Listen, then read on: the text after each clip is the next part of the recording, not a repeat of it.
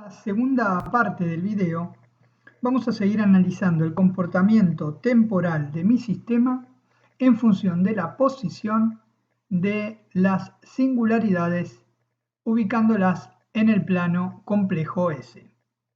En el primer video habíamos hecho hincapié en la posición de los polos. En este vamos a hablar lo más detalladamente posible de los ceros. ¿Qué son los ceros? ¿Dónde pueden ubicarse y dónde no deberían hacerlo? También vamos a ver algunas propiedades de la transformada de Laplace que nos quedaron pendientes y que por otro lado nos ayudarán a responder las preguntas que acabo de plantear. Por último, habrá algo de tiempo para repasar BODE. Entonces, a dilucidar ¿qué es lo que sucede con los ceros? Laplace nos permite descomponer cualquier función en una suma de exponenciales, donde los coeficientes alfa, alfa 1, alfa 2, alfa 3, alfa n, van a depender de la posición de los polos, es decir, de las singularidades, de las raíces del polinomio denominador. Y ellas van a ser justamente quienes van a caracterizar la respuesta temporal de mi sistema. Por otro lado, los coeficientes C, C1, C2, C3, Cn, van a depender de los ceros y ellos nos ponderan el aporte de cada exponencial. Es decir, que los ceros de alguna forma van a acotar el funcionamiento de mi sistema cuando los polos lo que hacen es decirme cómo va a responder. Pero para seguir entendiendo el concepto, veamos el siguiente video donde empezamos a visualizar algo que no habíamos considerado hasta el momento o por lo menos no lo habíamos mencionado. Y es lo siguiente. Nosotros habíamos visto que puedo tener una planta a la que denominábamos G, donde le inyectamos una entrada y obteníamos una salida. Lo que no habíamos dicho hasta el momento es que esa salida, por lo general, tiene una amplitud diferente a esa entrada y también la fase va a variar. En este ejemplo, la amplitud de la salida es 2 veces la amplitud de la entrada y la fase está corrida 90 grados. Entonces, es muy importante entender que se hace clave empezar a evaluar el funcionamiento de mi sistema también para determinadas frecuencias, porque para esas determinadas frecuencias voy a tener ganancias en amplitud y desfasajes también diferentes. Y primero veamos por qué al cero se lo llama cero. Fíjense lo siguiente. Si mi señal de entrada fuese una señal senoidal de una determinada frecuencia omega y mi planta GS tiene un cero justamente en esa frecuencia omega, la salida que voy a tener es cero. Es decir, que si la frecuencia de mi entrada coincide con la frecuencia de alguno de mis ceros de la planta, lo que voy a tener para esa frecuencia es una salida igual a 0. Por otro lado, si mi función transferencia, ¿sí?, de G de S tiene algún polo en la misma frecuencia que un 0, es decir, que Z es igual a P, el efecto de ese polo se anula. Básicamente se cancela, los ceros están en el numerador, los polos en el denominador y cancelamos unos con otros. Es decir, que se hacen cero. Entonces, por lo visto hasta ahora, cuando yo ingreso una señal a mi sistema, a la salida, puede que lo copie, pero por otro lado también puede generar un cambio en la fase y un cambio en la amplitud. ¿Sí? Es decir, que no necesariamente lo va a copiar idéntico, sino que puede ser que le cambie un poco la frecuencia, que le cambie la fase, que le cambie la amplitud. Todo eso en función de la función transferencia que tengo en el bloque GDS. Va a haber una diferencia entonces entre mi amplitud de la señal de entrada y mi amplitud de señal de salida. A esa diferencia yo lo voy a llamar margen de ganancia. Y por otro lado, la diferencia entre la fase de salida y la fase de entrada va a ser mi margen de fase, que más adelante veremos cómo se calcula. Lo que sí es importante destacar es que nosotros hemos aprendido a utilizar una herramienta que es el diagrama de Bode. ¿Qué hace el diagrama de Bode? Básicamente me da información de cómo va variando tanto la amplitud como la fase en función de la frecuencia, ¿sí? No sé si ustedes se acuerdan cómo dibujar un bode, pero para aquellos que quisieran refrescar ese conocimiento, acá la contraté a Alvin, que les va a dar una breve introducción con un ejemplo muy concreto de la forma en que nosotros podemos representar magnitud y fase en función de la frecuencia a partir de la posición tanto de los polos como de los ceros de mi función transferencia. Bueno, adelante, Alvin. Perfecto. Aquí tenemos entonces nuestra función de transferencia. Aquí ya la tengo también representada con el polinomio dividido. Tengo los polos, los 3 polos y el 0 con su respectiva frecuencia. Recordemos que el 0 menos 3 sería la frecuencia 3. Entonces omega 1 aparece en la frecuencia 3. Lo tengo aquí graficado. La omega 1 es la frecuencia 3. Recordemos que el diagrama de Bode se representa con dos gráficas. La gráfica de arriba es el margen de ganancia representado en decibelios. Y la gráfica de abajo es el margen de fase representado en grados. En el eje de las X tenemos una escala logarítmica. Es decir, que él empieza aquí desde 10 a la menos 2. Va hasta 10 a la menos 1, o sea 0.01, va hasta 10 a la 0, aquí sería 1, va hasta 10 a la 1, sería 10, después 10 a la 2 sería 100, 10 a la 3000, 10 a la 4, 10.000. Entonces vemos que tiene un incremento por décadas.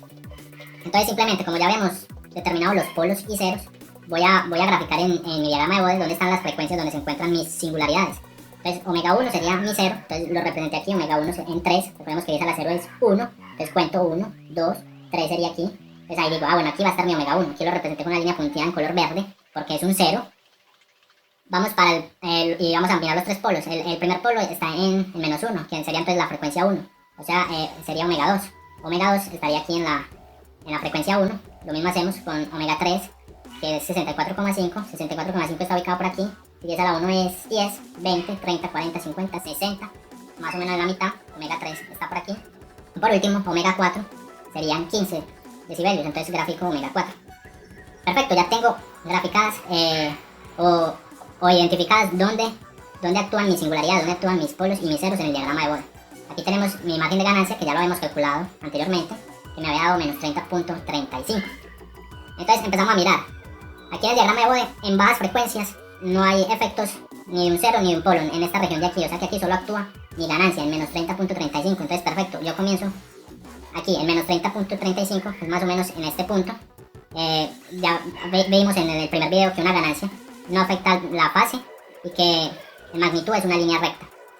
En este caso entonces sería menos 30.35 hasta llegar a la primera singularidad, que está en color rojo, o sea que es un polo, omega 2, que es el polo 1. El primer polo que me encuentro es el polo 1, es decir, el S más 1. Recordamos que cuando tenemos un polo simple, él tiene que empezar a caer 20 decibelios por década. Entonces, como encontramos el primer polo, voy a aplicar esta fórmula.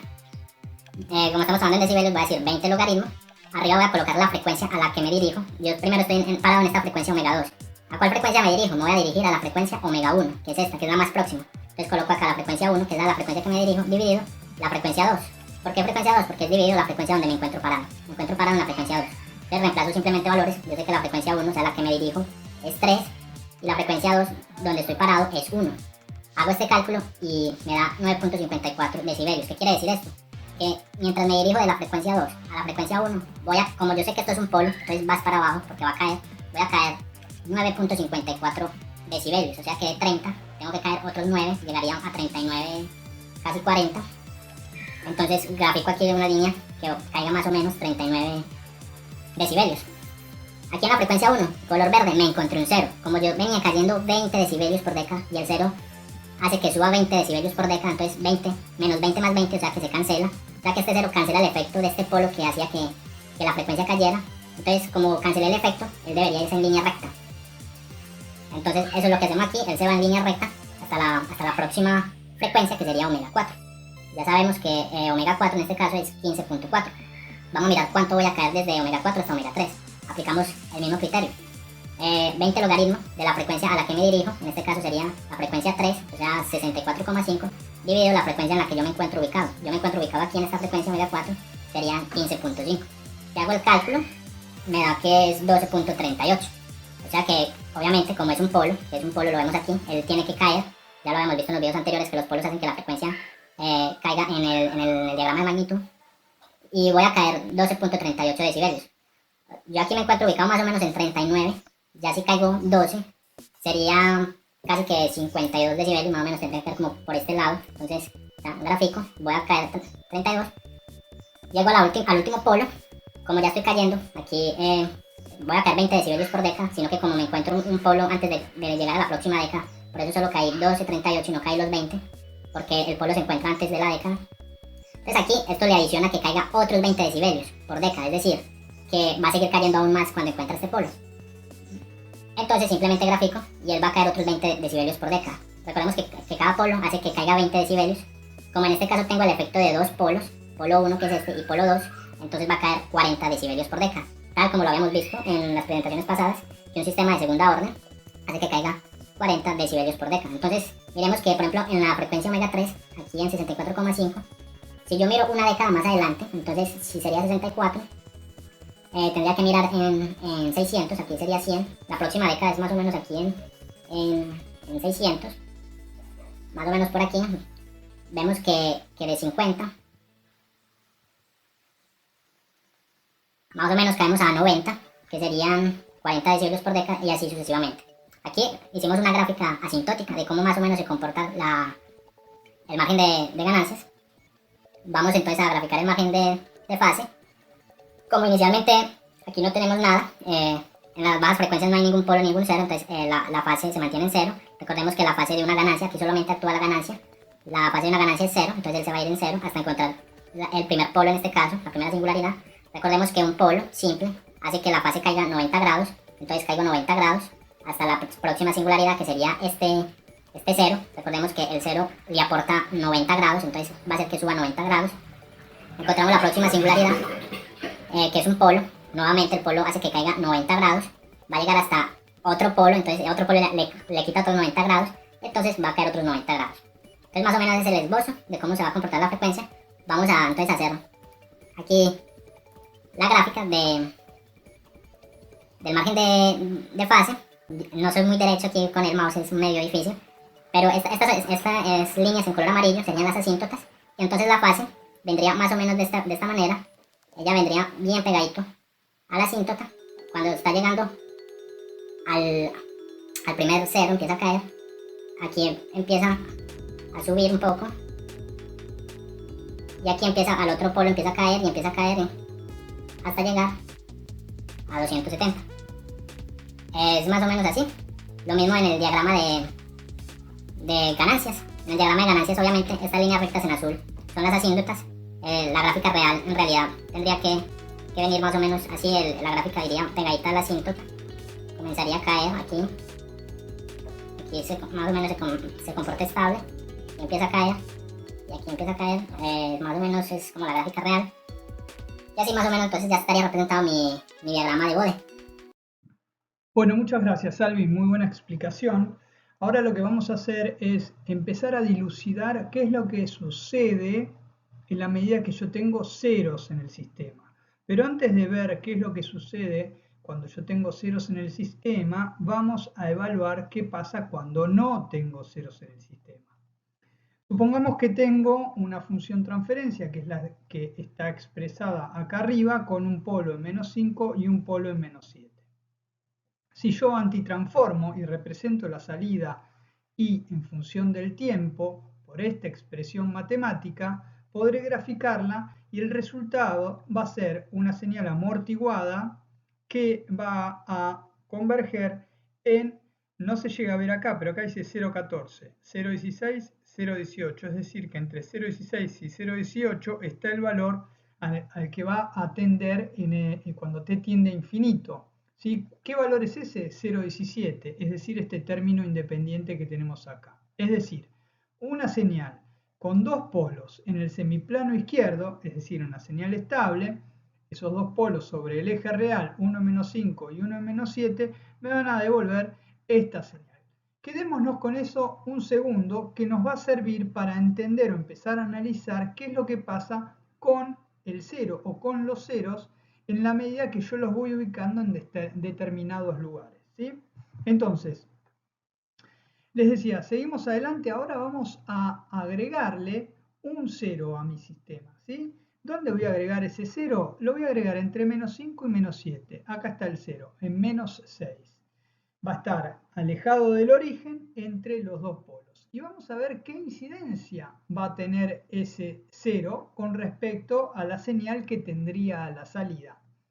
Entonces, hagamos una cosa, pensemos este cociente de polinomios como una suma de cocientes de polinomios. Esa suma de cocientes de polinomios sería s sobre s más 5 por s más 7 más 6 dividido s más 5 sobre s más 7.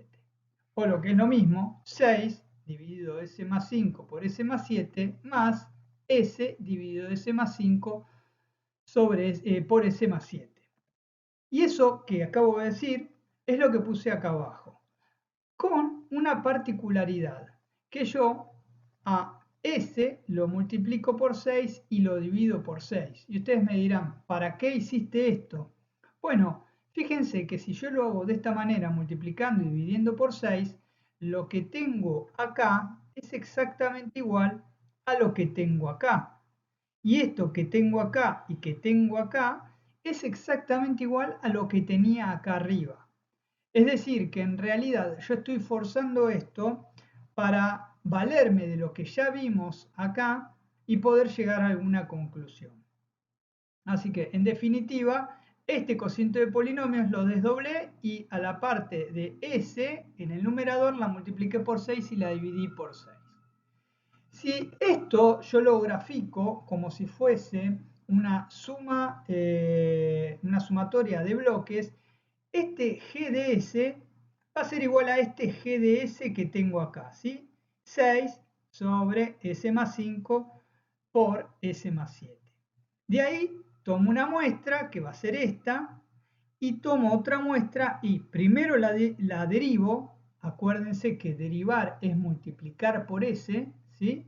Así que la voy a derivar y después la voy a dividir por 6, ¿sí? Acá. Entonces, la suma de este término más este término, que lo tengo acá, me va a dar un resultado que va a ser todo esto, es decir, va a ser todo esto. Y ahora vamos a evaluar cuál sería la señal de salida.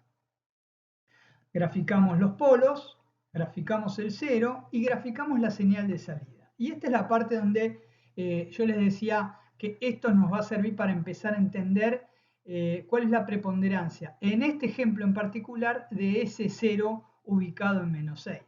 Ustedes fíjense, no se llega a ver bien, acá dice I1. I1 es esta I que estamos tomando acá. Si nosotros nos olvidamos de esta parte de acá y nos quedamos solamente con esto, siendo que G de S es esto, estamos en este ejemplo de acá, ¿sí? Es decir, que la señal I de 1 ya la habíamos graficado acá y era esta amortiguada, ¿sí? Que moría en 0,17. Bueno, acá la pinté o la dibujé en azul. Ahora, si yo a la señal en I1 la derivo, es decir, la multiplico por S, lo que voy a tener es este pico grande que se ve acá. Pero ojo, no es esto más esto lo que voy a estar sumando, sino que acuérdense que ese pico rojo lo tengo acá, pero lo que yo estoy sumando es ese pico rojo dividido 6. Es decir, esta señal yo la dividí por 6 y me queda esta señal que tengo acá abajo. En definitiva, el resultado, que no está graficado, pero se sobreentiende que no va a haber grandes diferencias, va a ser la suma de esta señal que veo en azul, que básicamente era esta, más este piquito. Ustedes ya se darán cuenta que cuando yo sumo esto a 0, me da esto. Entonces, básicamente desde acá hacia allá no va a cambiar demasiado. ¿Dónde va a cambiar un poco? Va a cambiar en lo que nosotros denominamos transitorio. En el transitorio va a haber sí un pequeño cambio, pero repito, va a ser muy pequeño, ¿sí? Porque es la parte de la curva esta chiquitita que estoy sumando a este pico que está creciendo. Entonces me quedaría una suerte de señal un poco deformada al principio, pero que después se estabiliza en 0,17. En definitiva, y para este ejemplo, la posición del 0 no me hace variar demasiado cuál va a ser la respuesta de la señal, sobre todo en el permanente. Pero en el transitorio, es decir, en la primera etapa, en los inicios de la señal, tampoco va a ser muy significativa. Lo que viene a continuación es empezar a entender qué es lo que pasa en la medida que ese cero se va acercando al origen o que queda del otro lado del origen en el semiplano derecho. Pues bien, vamos a analizar entonces cuál es el efecto de colocar un cero, esta vez más próximo al origen. Para eso vamos a trabajar sobre esta función transferencia, donde el 0 en lugar de estar en menos 6, como en el ejemplo anterior, ahora va a estar en menos 1. Si nosotros descomponemos esta función transferencia de vuelta en una suma de fracciones o de cocientes de polinomios, tendríamos la figura acá abajo. Ahora la representamos en un diagrama en bloques y nuevamente vamos a tener acá nuestra función original. Luego aquí la derivada de ella. Y en este caso, como está multiplicado por 1, va a ser la misma. ¿Sí? Va a ser la misma la que voy a terminar sumando. La respuesta que nos va a devolver el sistema, una vez que ubico los dos polos donde tenía habitualmente, pero esta vez el 0 más cerca del origen, es ya un pico más pronunciado. ¿Por qué? Porque al escalón, cuando lo derivo, me da el pico, pero esta vez no lo estoy dividiendo. ¿Sí? En el ejercicio que habíamos visto anterior a este, lo estábamos dividiendo por 6, entonces era un pico más bien pequeño. Acá, al no dividirlo, el pico es grande. Aquí lo que se puede observar es que la suma de las dos señales es esta que vemos representada aquí, donde el pico no es despreciable como en el caso anterior, sino que es más profundo. Ahora imagínense que ese 0 que ahora tenemos en 1 lo acercamos aún más. Entonces me daría un valor con decimales, me daría 0,1, 0,2, 0,3. Es decir, que estaríamos dividiendo por 0,1, 0,2, 0,3, estaríamos multiplicando por 10, por ejemplo.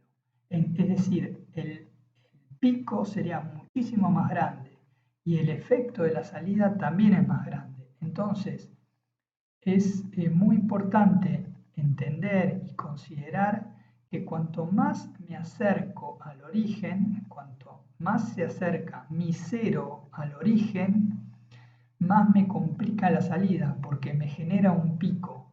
Ustedes podrían visualizarlo como, por ejemplo, una piedra, ¿sí?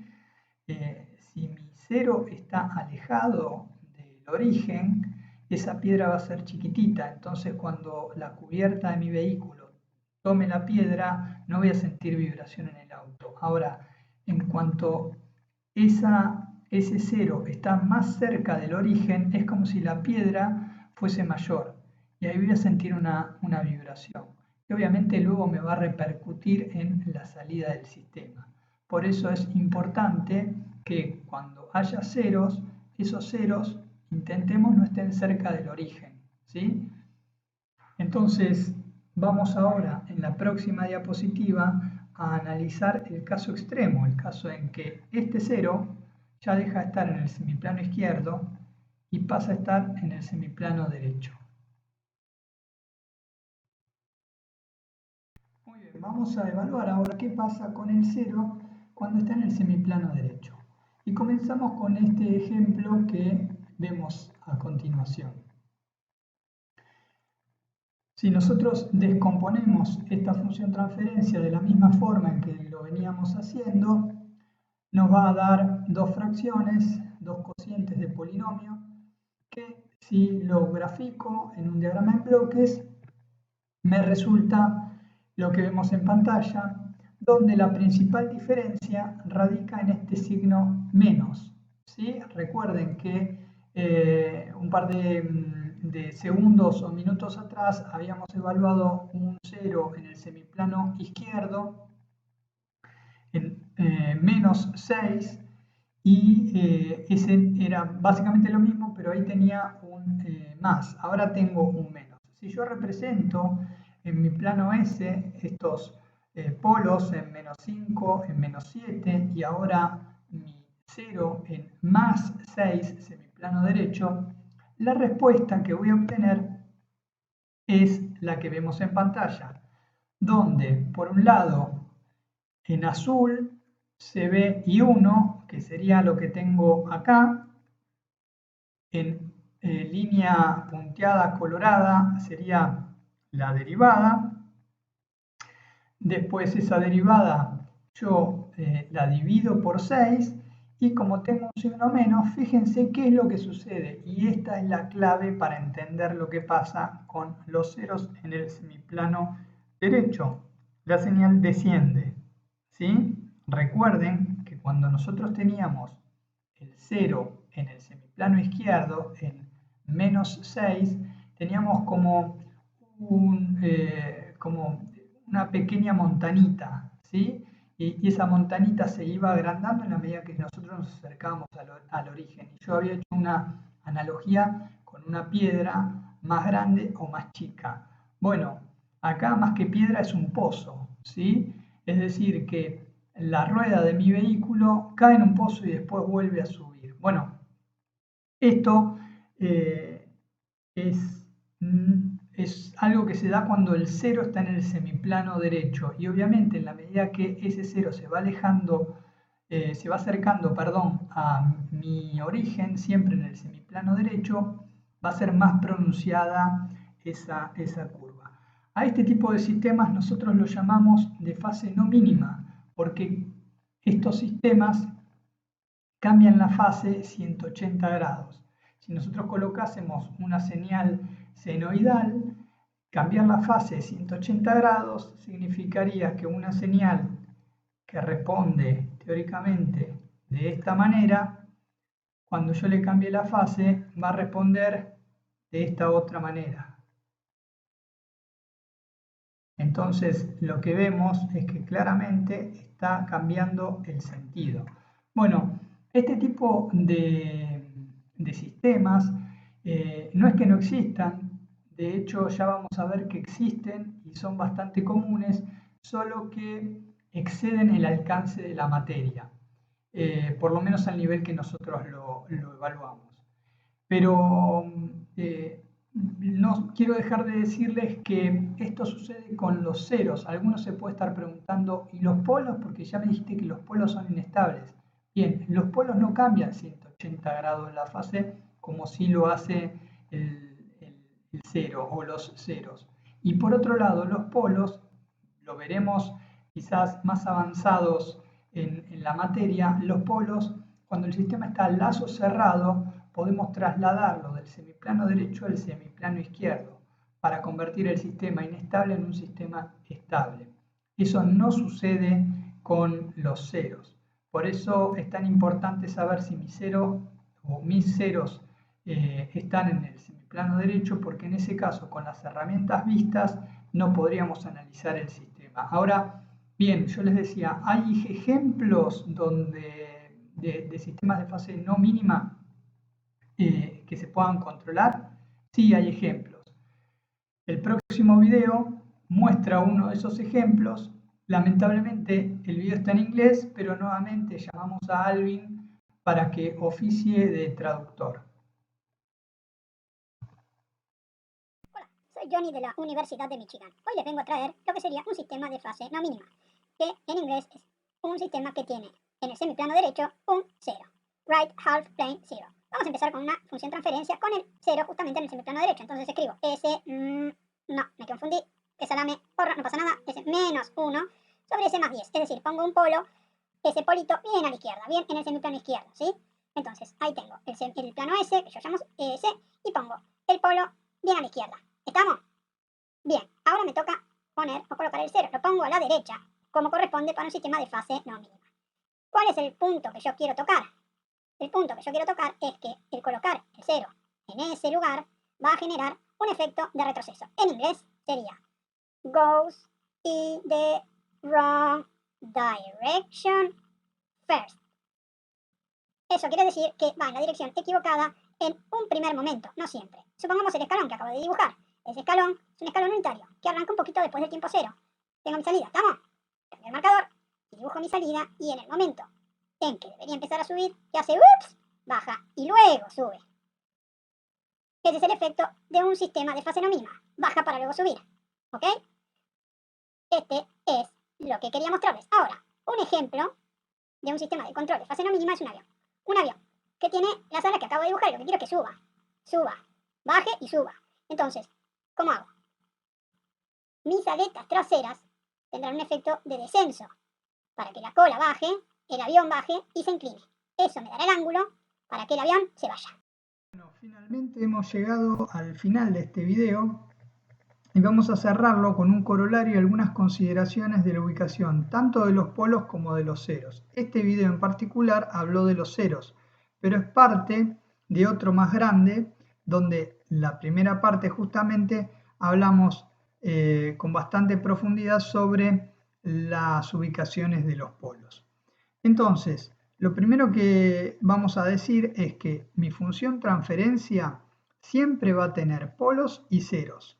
Ahora, esos ceros pueden ser impropios, es decir, no los veo en la ecuación.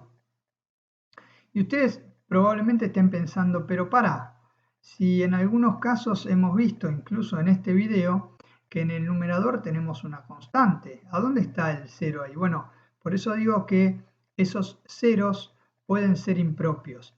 Impropios se denominan a esas singularidades, a esos ceros que no están en la ecuación, que no se ven en la ecuación. Pero siempre recuerden esto, que en la función transferencia los polos irán acompañados de ceros. Esto es algo que vamos a ver con mayor grado de profundidad más adelante, pero sí es interesante terminar este video haciendo mención a este tema que no es menor. El segundo punto que me gustaría comentar es que mi función transferencia jamás debe ser impropia. Que sea impropia significa que tiene más ceros que polos, es decir, que el polinomio del numerador es de grado mayor al polinomio del denominador. ¿Y esto por qué es? ¿Por qué es así? Bueno, hay una limitación física que me obliga a no trabajar con sistemas que sean así. Fíjense, es muy importante cuando analizamos señales saber cuál va a ser el valor que tome al inicio y cuál va a ser el valor que tome al final. El teorema del valor final de Laplace lo que me permite saber es cuánto va a valer mi función al final, es decir, cuando el tiempo tiende a infinito. ¿Qué hacemos para calcularlo? Bueno, el límite de s tendiendo a 0, fíjense, cuando t tiende a infinito, s tiende a 0, de s por justamente la transformada de Laplace de mi función original. Si esto yo lo aplico a una función transferencia impropia, que tiene más ceros que polos, lo que va a terminar pasando es que tienda a 0, lo cual a priori no sería algo muy rebuscado, ¿sí? ¿Existe la posibilidad de tener un sistema físico que tienda a 0? Sí, existe. Sí, algo que se frena, no sé, sí, existe. Entonces, ahí no hay una limitación. ¿Dónde aparece la limitación? Cuando yo quiero evaluar qué valor va a tomar mi señal al inicio. Y ahí es donde entra el teorema del valor inicial de Laplace, que cambia ceros por infinito. Es decir, si yo quiero saber cuánto vale el inicio, es decir, con t tendiendo a 0, lo que voy a hacer es el límite de s tendiendo a infinito, en esta oportunidad, de s por la laplaciano de la función original. Eso llevado o ejemplificado acá con la función impropia va a ser que el límite de s tendiendo a infinito de algo que tiene una s o que me deja una s en el numerador, obviamente tiende a infinito. Y esa es la limitación física. Acá lo que estoy diciendo es que en el inicio de mi señal va a tomar un valor infinito. Y eso físicamente no es posible. Siempre va a haber una limitación. Podrá ser muy grande, pero no va a ser infinita. Entonces, no va a poder estudiarse sistemas que tengan una función transferencia impropia.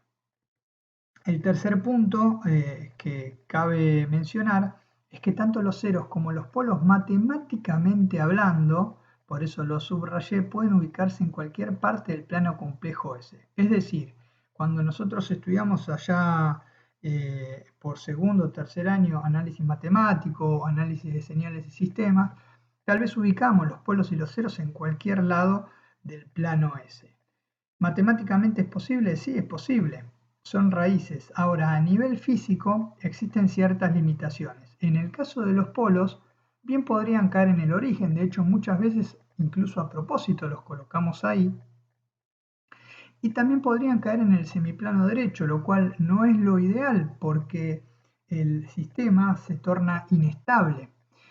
Pero hay una cuestión que todavía no hemos mencionado, pero está bueno tocar aunque sea tangencialmente, y es que los polos yo podré moverlos, ¿sí? Yo puedo hacer algo para mover, para desplazar los polos en el plano S. No así los ceros. Donde está el cero muere el cero, pero el polo podría llegar a moverlo de alguna forma. Entonces no sería tan grave que lo tenga en el semiplano derecho. Podría salvar ese problema, ¿sí?